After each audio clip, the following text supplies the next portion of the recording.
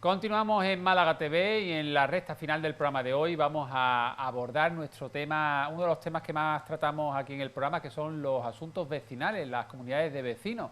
Una vez al mes nos visita en nuestro plató nuestro experto en la materia, administrador de finca, Alejandro Pestaña. Muy buenas tardes y felices fiestas. Igualmente. Felices fiestas. Bueno, Alejandro, vamos a ir dando respuesta a esos correos que nos han mandado nuestros espectadores a málagatv@ptvtelecom.com.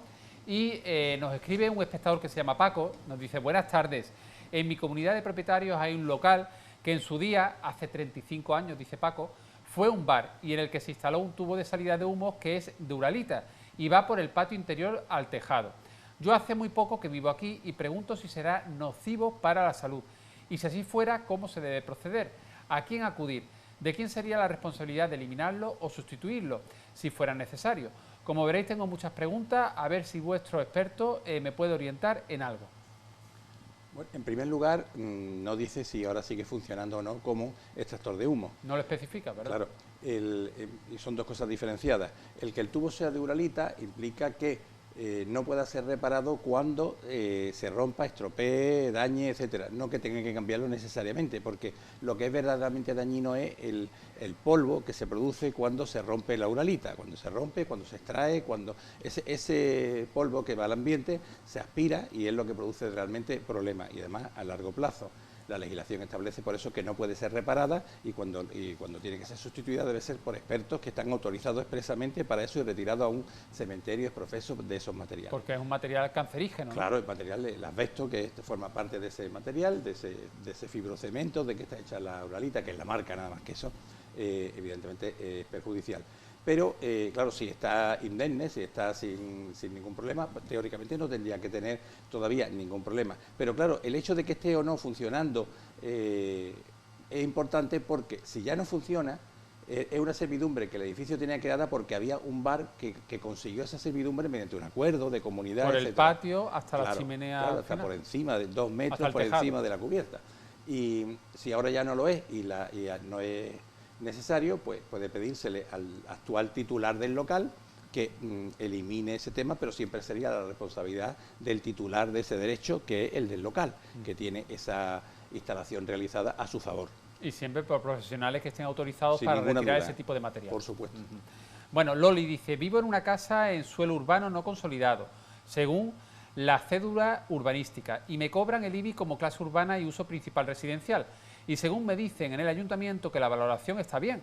¿Es correcto? Pues pago de valor catastral, dice 175.688,83 euros y me sale a pagar sobre 1.700 euros.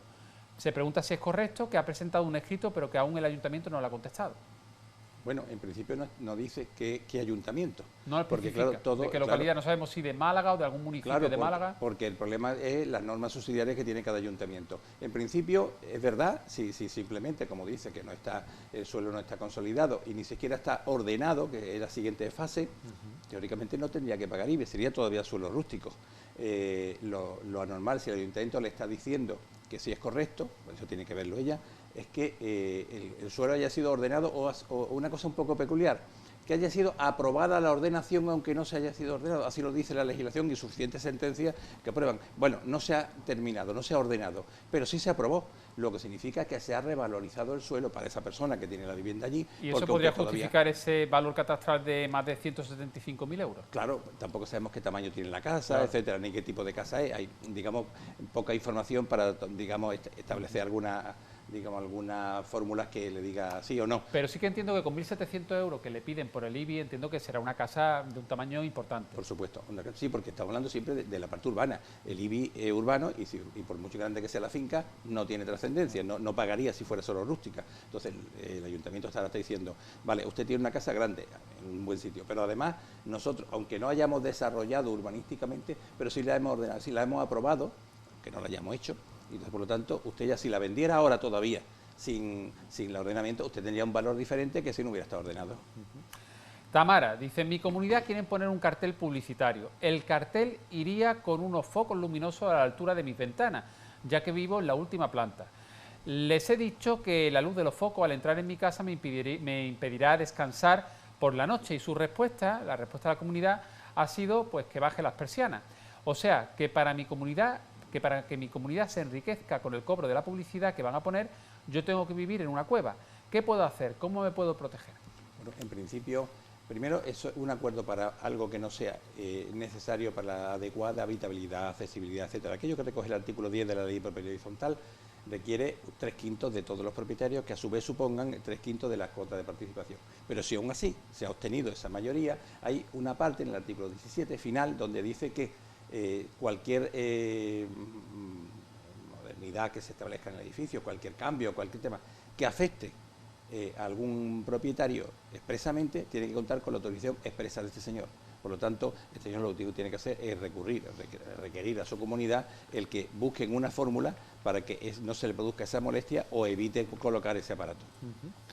Bueno, Carmen nos expone lo siguiente. Mi padre ha fallecido recientemente y hemos heredado en un edificio de unos 20 años en el que no vivimos una buhardilla trastero, 2 plazas y una bodega en el garaje.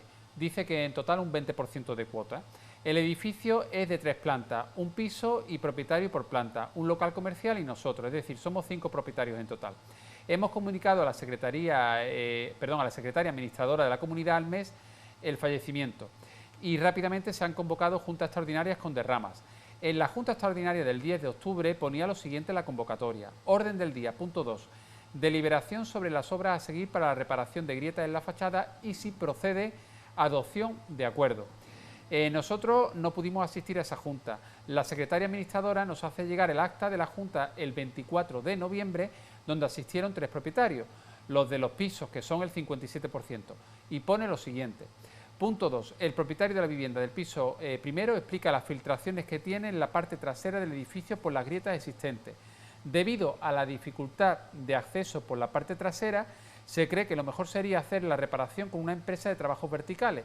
De todas formas, lo mejor sería reparar toda la fachada de la mejor manera posible para dar una solución definitiva, por lo que se acuerda pedir presupuestos para colocar fachada ventilada en la parte trasera.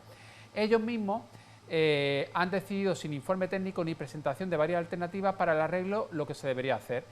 Y pregunta a nuestra espectadora, ¿cuál sería la mejor forma de contestación a esta forma de proceder? ¿No es claramente una obra de mejora al no dar opción a otra forma de arreglo? ¿No se necesita la unanimidad para hacer esta obra de la fachada?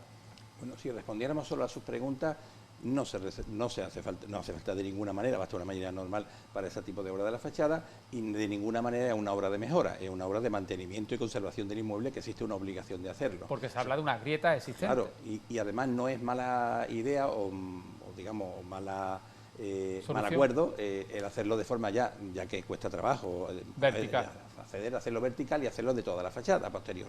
En ese sentido no veo que sea ningún problema. Otra cosa es, claro, evidentemente tendrá un coste añadido mayor del que a lo mejor tenía previsto esta persona que encima no viven allí, que lo que tienen es evidentemente una finca heredada allí dentro de la vivienda. Pero en principio, por supuesto, está bien tomado el acuerdo. Lo único que no encuentro que tenga ningún sentido es que al fallecimiento, ella relaciona el fallecimiento con la aprobación de esa derrama. O incluso con digamos, el haber hecho juntas al mes. No veo que tenga ningún sentido porque no tienen ninguna relación.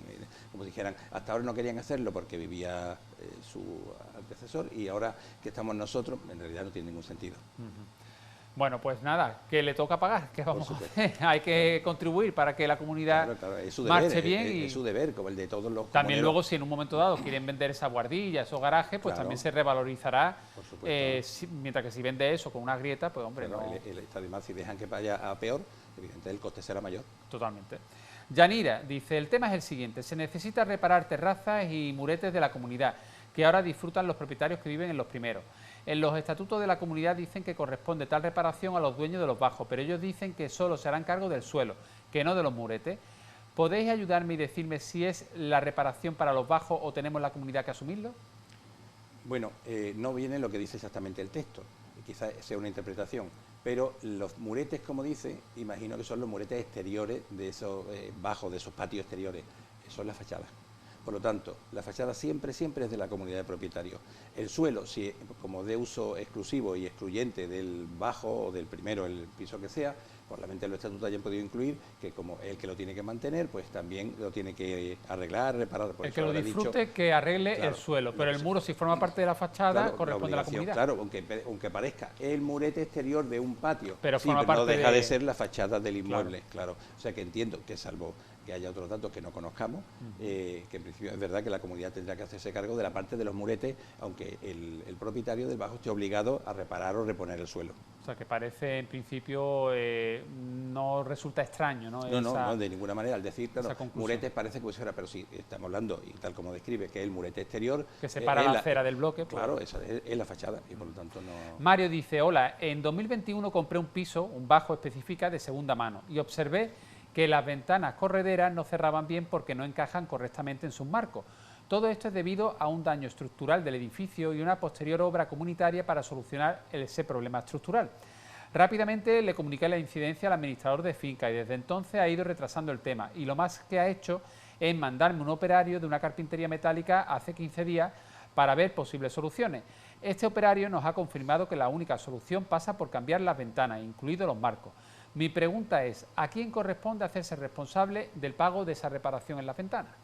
Bueno, como en otra ocasión se ha preguntado, las ventanas del exterior de la envolvente de un edificio son responsabilidad de la comunidad de propietarios.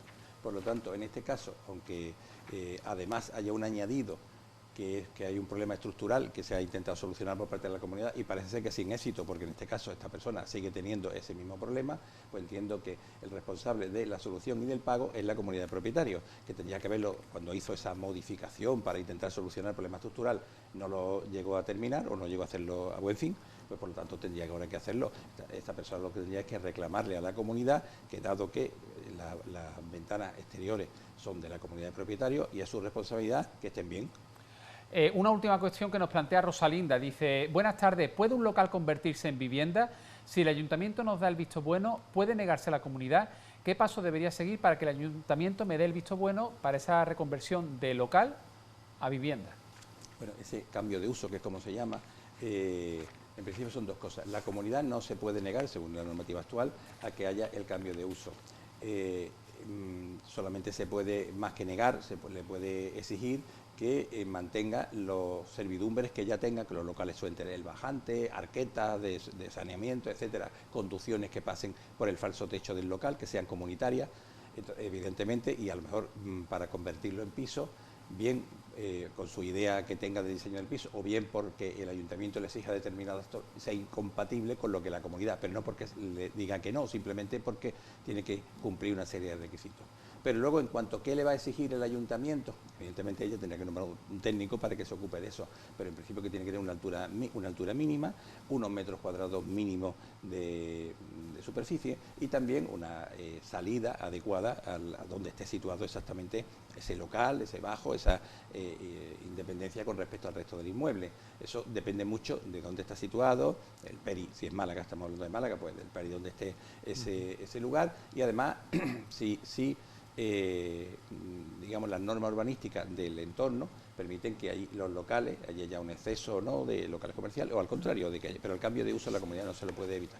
Alejandro Pestaña, muchas gracias por acompañarnos en esta recta final del programa de hoy. Felices fiestas, feliz año nuevo y nos vemos ya en el mes de enero, ¿vale? Pues igualmente y hasta el próximo año. Hasta el próximo.